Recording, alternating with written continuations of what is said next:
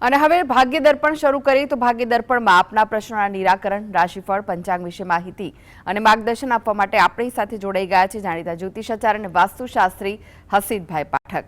હસીતભાઈ, ભાગ્ય દર્પણમાં આપનું સ્વાગત છે. નમસ્કાર. નમસ્કાર હસીતભાઈ, સૌથી પહેલા વાત કરીએ આજના પંચાંગ વિશે, તો શું છે આજનું પંચાંગ તે જણાવશો? હા, શરૂઆત કરીએ આજના દિવસના પંચાંગની. પંચાંગ એટલે 5 અંગ: તિથિ, વાર, યોગ, નક્ષત્ર અને કર્ણ. એમ કહેવાય છે કે જે વ્યક્તિ સવારે ઉઠીને પંચાંગના 5 અંગને જાણે છે, વાંચે છે, સાંભળે છે, એના પર પંચાંગના 5 દેવતાઓ પ્રસન્ન થાય છે અને તેનો દિવસ સારો જાય છે. શરૂ કરીએ આજના દિવસનું પંચાંગ. આજે વાર છે મંગળવાર, વિક્રમ સંવત 2082 ચાલી રહ્યો છે. આજની તારીખ છે 23 જૂન 2026. આજની તિથિની વાત કરીએ, જેઠ મહિનો ચાલે છે, તેનો સુદ પક્ષ તેની 9મી છે, જેઠ સુદ 9.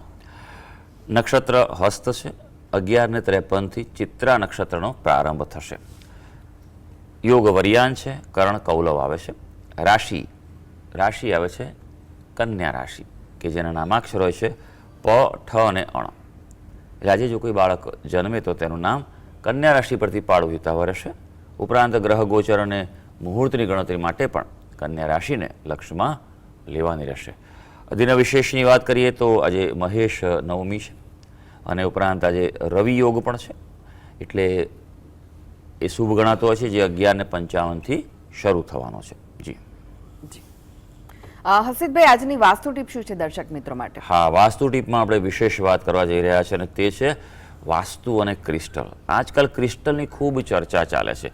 જ્યાં જુઓ ત્યાં ઘણું બધું સોશિયલ મીડિયા પર એના પર જોવા મળતું હોય છે કે આ ક્રિસ્ટલ પહેરો અને એનું પેલું બ્રેસલેટ પહેરો અને ગમે તે બધું બનાવે, ઘણું બધી વસ્તુઓ છે પહેરવાની વાત આવે છે.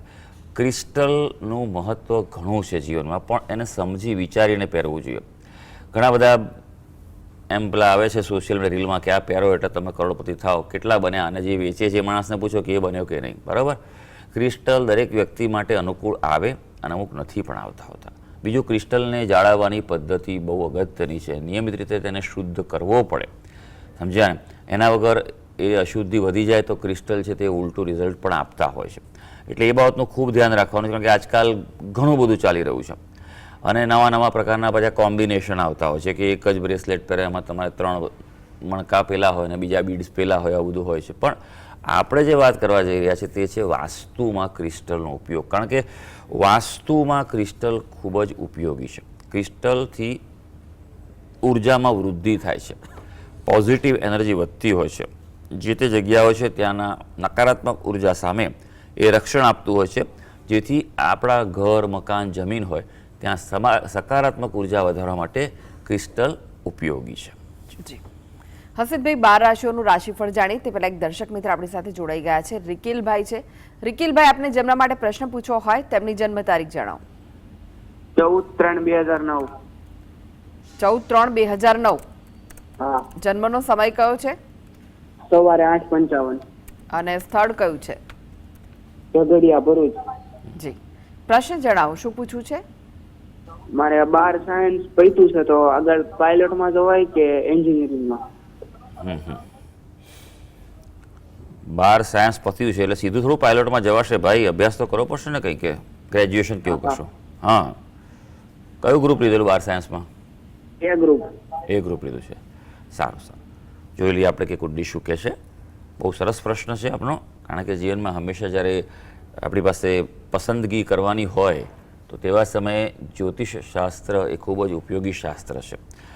કારણ કે સારી વાત છે કે નિર્ણય લેવા માટે તમે જ્યોતિષ શાસ્ત્રને પસંદ કરી છે. ઘણીવાર એવું બનતું હોય છે કે કોઈ મિત્ર વર્તુળમાં આમ કર્યું અને પછી આપણે પણ એ જોવા મળે, એવું નહીં કરવાનું. હંમેશા કુંડળીનો સહાય લેવી જોઈએ. કુંડળી તમારી જે આવી રહી છે, મેષ લગ્નની કુંડળી આવી રહી છે.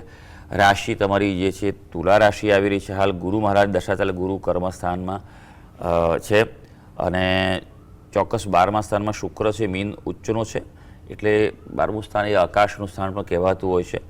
એટલે તમે પાયલોટ માટે પ્રયત્ન કરી શકો છો. થોડીક અડચણો આવશે, કારણ કે ગુરુ અને રાહુનો પ્રબળ ચાંડાળ દોષ છે. એનું નિવારણ કરાવો વિશેષ પદ્ધતિ, વિન્યાસ સંકલ્પ પદ્ધતિથી, અને પ્રયત્ન કરશો તો ચોક્કસ એક હકારાત્મક દિશા તરફ આગળ વધી શકાય. જી હસીદભાઈ, હવે રાશિફળની વાત કરીએ. રાશિમંડળની પ્રથમ 3 રાશિ મેષ, વૃષભ, મિથુન રાશિના જાતકોનો આજનો દિવસ કેવો રહેશે? હા, શરૂ કરીએ આજના દિવસનું રાશિ ભવિષ્ય. સૌથી પહેલી રાશિ મેષ રાશિ, જેના નામાક્ષર છે અ, લ અને ઈ. ભાઈ, મેષ રાશિના વ્યક્તિઓ માટે જો વાત કરવામાં આવે તો આજના દિવસ થોડુંક ધ્યાન રાખવાનું છે. તક મળવાની છે, પણ આંખ કાન નાક ખુલ્લા રાખવા પડશે, નહીં તો પછી ક્યાંક તક એમ કહેવાય ને લક્ષ્મી ચાંદલો કરવા આવે તો મોઢવા ન જવાય, એ તક ઝડપી લેજો. બીજું ખાસ કે નાણાં ભીડનો સામનો કરતા હશો, આર્થિક સમસ્યાનો સામનો કરતા હશો તો એનો આજે કંઈ ઉકેલ મળી શકે એવું છે. સ્વજનનો સહકાર પણ આજે મળી શકશે. જી, હવે વાત કરીશું વૃષભ રાશિ. વૃષભ રાશિના જાતકો જેના નામાક્ષરો છે બ, વ અને ઉ. ભાઈ, આપના માટે જો વાત કરવામાં આવે તો વાણી વ્યવહારથી સફળતા છે. તમારું કોમ્યુનિકેશન આજે દિવસ તમારો નક્કી કરશે અને તમે પણ તમારું કોમ્યુનિકેશન પર કંટ્રોલ રાખશો, દિવસ સારો જશે. આર્થિક લાભની સંભાવના દેખાઈ રહી છે. આજે વ્યસ્તતા છે એટલે કુટુંબના કોઈ કાર્યોમાં, પરિવારમાં, સંબંધોમાં આજે તમારે સમય આપવો પડે. હવે મિથુન રાશિ, જેના નામાક્ષર છે ક, શ અને ગ. વિઘ્નોને પાર કરી શકશો એવો દિવસ છે આજે. એટલે અઘરા કાર્યો હોય, કોઈ આજે કંઈ વિલંબ થતો હોય તો તે આજે હાથ પર લઈ શકો છો.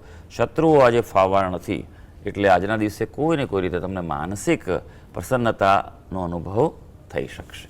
જી, એક દર્શક મિત્ર જોડાઈ ગયા છે, હરપાલભાઈ છે. હરપાલભાઈ, આપને જેમના માટે પ્રશ્ન પૂછવો હોય તેમની જન્મ તારીખ જણાવો.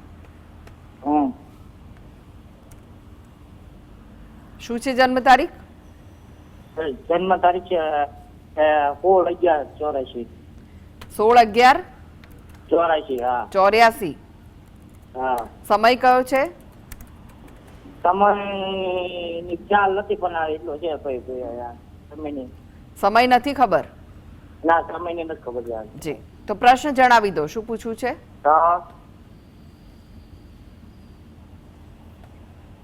પ્રશ્ન જણાવો આપનો. શું સર? આપનો અવાજ નથી આવી રહ્યો ભાઈ. પ્રશ્ન શું છે તે જણાવો. આપની છે હલો, લાગે છે કે તેમની સાથેનો સંપર્ક કપાઈ ગયો છે. હસીદભાઈ, ફરી એકવાર રાશિફળની વાત કરીએ. કર્ક, સિંહ, કન્યા રાશિના જાતકોનો આજનો દિવસ કેવો રહેશે? હા, આગળ વધીએ, વાત કરીએ હવે કર્ક રાશિની. કર્ક રાશિના જાતકો જેના નામાક્ષરો છે ડ અને હ. એ આજે થોડોક તમારે ધ્યાન રાખવું પડે તેવો દિવસ છે. આર્થિક ક્ષેત્રે તણાવ રહે તેવો દિવસ છે આજે, એટલે થોડુંક ધ્યાન રાખવું પડે એવું છે. તબિયત પણ સાચવવી પડશે આજે, અને ટૂંકી યાત્રા ફળદાયી રહેવાની છે, એટલે કંઈક એવું કંઈક કામકાજ માટે જવાય તો ચોક્કસ જઈ આવજો, સારું રહેવાનું છે. હવે વાત કરીશું સિંહ રાશિ. સિંહ રાશિના જાતકો જેના નામાક્ષર છે મ અને ટ. આયોજનમાં પ્રગતિ જણાય તેવો દિવસ છે આજે, એટલે પ્લાનિંગ કરવા માટે તમારો દિવસ શ્રેષ્ઠ છે.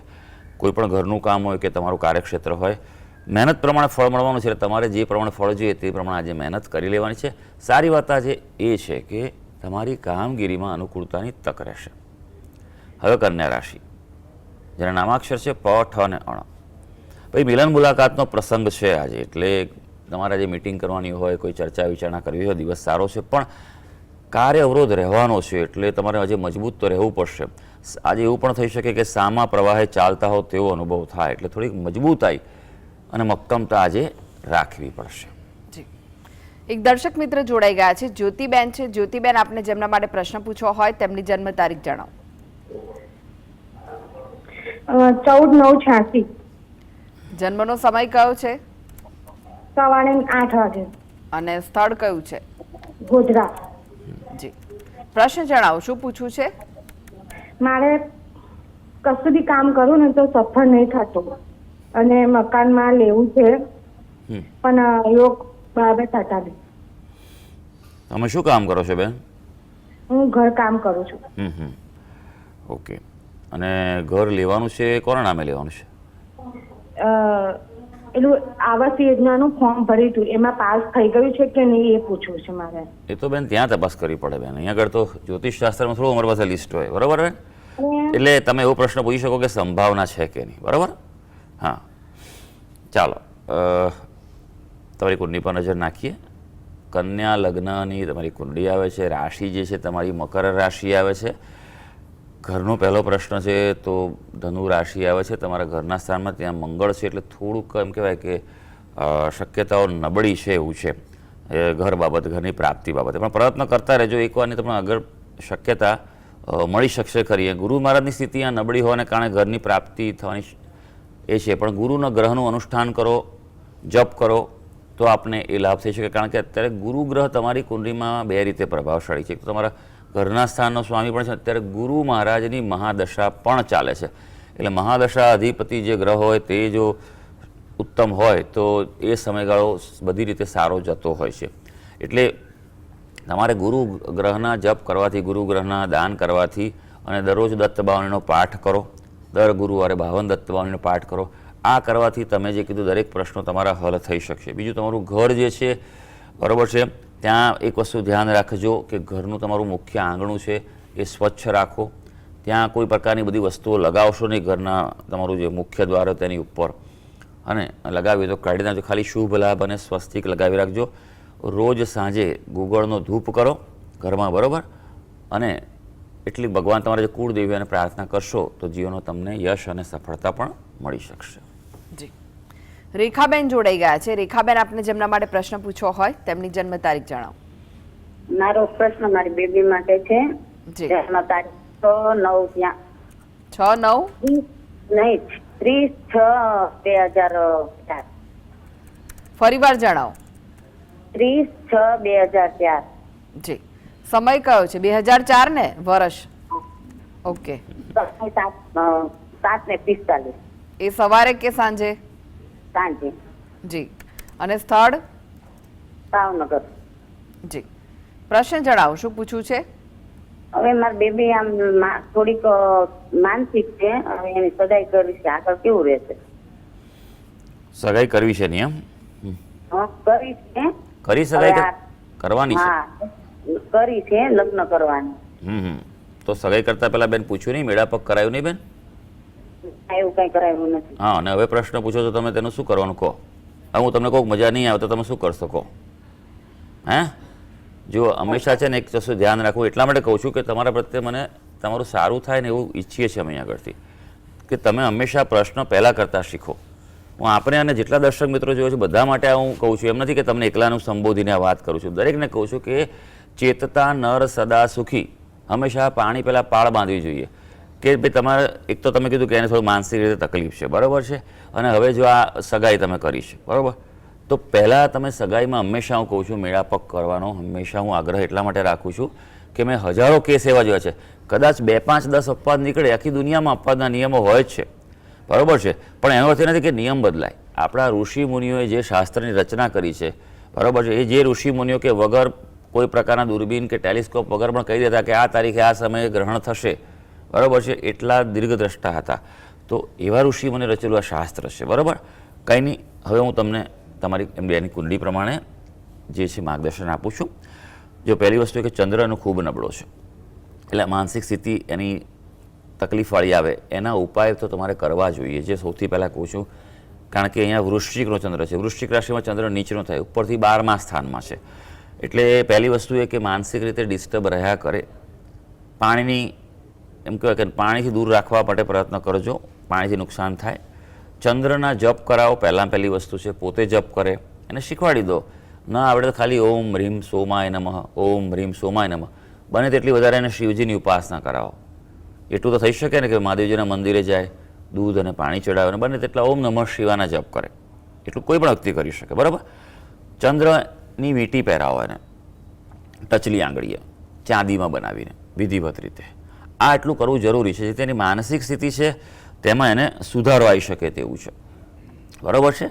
અને સગાઈ કરી છે તો એક વાતનું ધ્યાન રાખજો હવે કે એના માટે સૌથી શ્રેષ્ઠ શુભ મુહૂર્તમાં પ્રયત્ન કરજો કે લગ્ન થાય, બરાબર છે. કારણ કે જે લગ્ન થાય ને હસ્તમેળાપનો સમયની વાત કરું છું, એ જે મુહૂર્ત હોય ને એ મુહૂર્ત સચવાય ને તો એ પણ લગ્ન જીવનમાં શુભતા આપતું હોય છે. જી જી. અનેક દર્શક મિત્ર જોડાઈ ગયા છે. ભરતભાઈ છે. ભરતભાઈ, આપને જેમના માટે પ્રશ્ન પૂછવો હોય તેમની જન્મ તારીખ જણાવો. મારે વાસ્તુને પૂછવાનું છે. વાસ્તુ ઓકે, શું પૂછવું છે? વાસ્તુ કરવું, નવા મકાન લીધા ને એટલે લેવા જાવ કી મહિનામાં જાય? જો ભાઈ, શું નામ છે તમારું ભાઈ? ભરતભાઈ. ભરતભાઈ, જુઓ, પહેલી વસ્તુ એ છે કે જવું હોય તો દેવ પહોળે પહેલાં જઈ આવવું પડે, બરાબર છે. આ વાસ્તુનો નિયમ છે. વાસ્તુના અમુક જ સૌથી ઓછા મુહૂર્ત વાસ્તુના હોય બીજી બધી વસ્તુ કરતાં. એ તમારા અનુકૂળતા એ પ્રમાણે જવું જોઈએ. જવું હોય તમે આ દેવ પડે પહેલાં તમે જઈ શકો, એટલે અષાઢ સુદ 11 પહેલાં મુહૂર્ત છે ઘણા બધા, એમાં જઈ શકો છો. બીજું કે વાસ્તુ માટે ભલે બીજા બધા ન થાય, પણ ચાતુર્માસમાં શ્રાવણ મહિનો જે છે એનો સુદ પક્ષ છે, તેમાં પણ મુહૂર્ત હોય છે. બરાબર છે. એટલે શ્રાવણ મહિનામાં તમે જઈ શકો છો. નહીં તો પછી આ વાત લંબાશે અને પછી ઠીક તમે જાન્યુઆરી મહિના બાદ જઈ શકશો, કારણ કે ઓક્ટોબર મહિનાથી સિંહસ્થ ચાલુ થશે. 31 ઓક્ટોબર એટલે અને ત્યાંથી ઠીક જાન્યુઆરી 25 તારીખ સુધી 2027 ત્યાં સુધી સિંહસ્થ રહેવાનું છે. એટલે સિંહસ્થમાં કોઈ શુભ કાર્ય થતા નથી. એટલે પછી જાન્યુઆરી પછી તમારે પ્રવેશ કરવાનું થશે. બરાબર છે. એટલે યોગ્ય વિદ્વાનનું માર્ગદર્શન લઈ અને મુહૂર્ત કઢાવીને આપ જઈ શકો છો. હા, વાસ્તુની જ્યારે વાત નીકળી છે ત્યારે એક વાત ખાસ કહીશ કે વાસ્તુનું મુહૂર્ત જે દિવસે નીકળ્યું એ દિવસે બીજું બધું કશું ન રાખતા. ઘણા બધા એવું છે વાસ્તુ નવચંડી ભેગું કરાવે છે, એવું નથી હોતું. પહેલો સમય તો તમારે વાસ્તુને જ આપવો જોઈએ. વાસ્તુદેવનું જ પૂરેપૂરું પૂજન હવન કરવું જોઈએ. બલિદાન છે તે આપવાનું હોય, બરાબર છે, એ કરાવવું જોઈએ. પછી તમારે એના પછી ગમે તે કરી શકો. અને ત્રીજી વસ્તુ કે જે દિવસે વાસ્તુ કરાવો એ દિવસે રાત તમારે ઘરમાં રોકાવવું જોઈએ. બરાબર છે. એટલું રાખશો ધ્યાન તો વાસ્તુદેવ ચોક્કસ તમારા પર પ્રસન્ન થશે. જી હસીતભાઈ, ફરી એકવાર રાશિફળની વાત કરીએ. તુલા, વૃશ્ચિક, ધનુ રાશિના જાતકોનો આજનો દિવસ કેવો રહેશે? આગળ વધીએ, વાત કરીએ તુલા રાશિની, જેના નામાક્ષર છે ર અને ત. ભાઈ, આપના માટે લાભની આશા ફળે તેવો દિવસ છે આજે. એટલે કંઈ અપેક્ષા હોય તો ફોલોઅપ કરી દેજો. મહેનતનું ફળ આજે મળવાનું છે. વડીલોની મદદ મળી શકે, એટલે કોઈ આપણાથી ઉંમરલાયક અનુભવી વ્યક્તિ હોય તેની પણ સલાહ આજે લેવી જોઈએ. વૃશ્ચિક રાશિ, જેના નામાક્ષર છે ન અને ય. કૌટુંબિક કામગીરી અંગે ધ્યાન આપવું જરૂરી છે આજે. આજે એ બાબતને હલકાઈથી ન લેતા અગત્યનું છે. પ્રશ્નો હોય તો પહેલાં એનો ઉકેલ લાવજો. કાર્યબોજો વધી શકે અને ખર્ચ પણ વધવાની સંભાવના છે. હવે ધનુ રાશિ, જેના નામાક્ષર છે ભ, ધ, ફ અને ઢ. હકારાત્મક વલણથી સફળતા છે, એટલે આજે જિંદગીને એક પોઝિટિવ દ્રષ્ટિકોણથી જોવા પ્રયત્ન કરશો. આજે નાણાકીય પ્રશ્નોનો સામનો કરતા હશે તો ઉકેલ મળવા જઈ રહ્યો છે.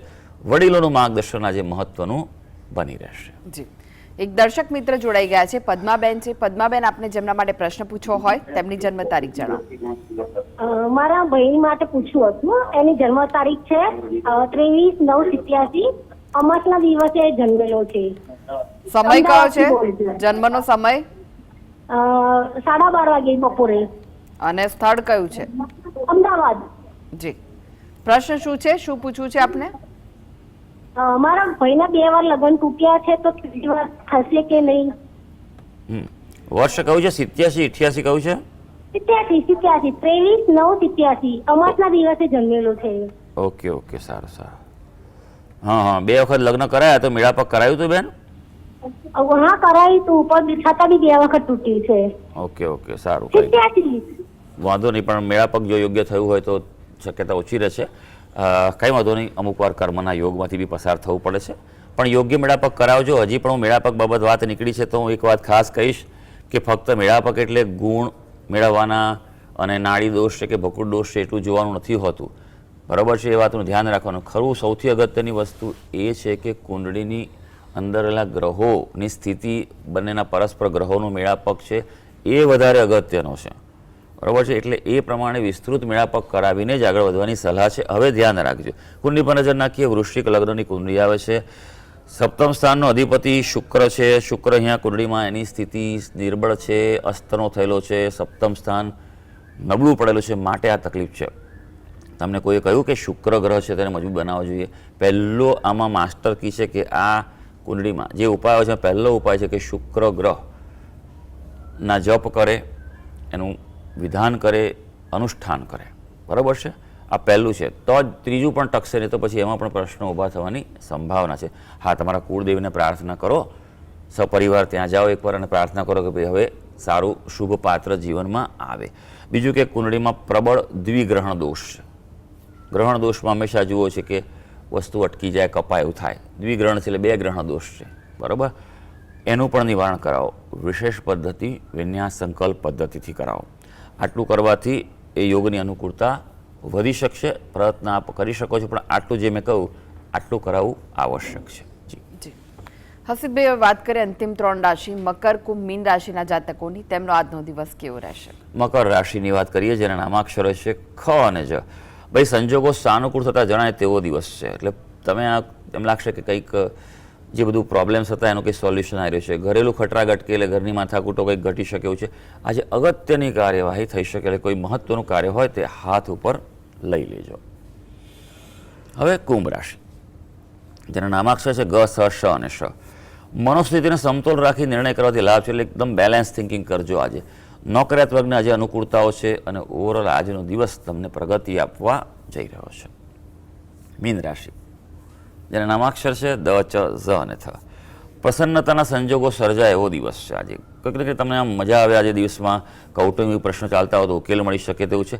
આજે ચર્ચા, મિલન, મુલાકાત ફળે. એટલે એવું કંઈ મિટિંગ છે કે પ્રેઝન્ટેશન છે, કશું એવું આજે કરવું હોય તો એ કરવું જોઈએ. તો સર્વે દર્શક મિત્રોનો આજનો દિવસ શુભ અને મંગળકારી જાય તેવી ઈશ્વરને અભ્યર્થના. જી હસીબભાઈ, જીએસટીવી સાથે જોડાવા માટે, દર્શક મિત્રોને માહિતી અને માર્ગદર્શન આપવા માટે આપનો આભાર. ધન્યવાદ. તો દર્શક મિત્રો, આ સાથે જ ભાગ્ય દર્પણમાં આજે બસ આટલું જ. મને રજા આપશો. નમસ્કાર.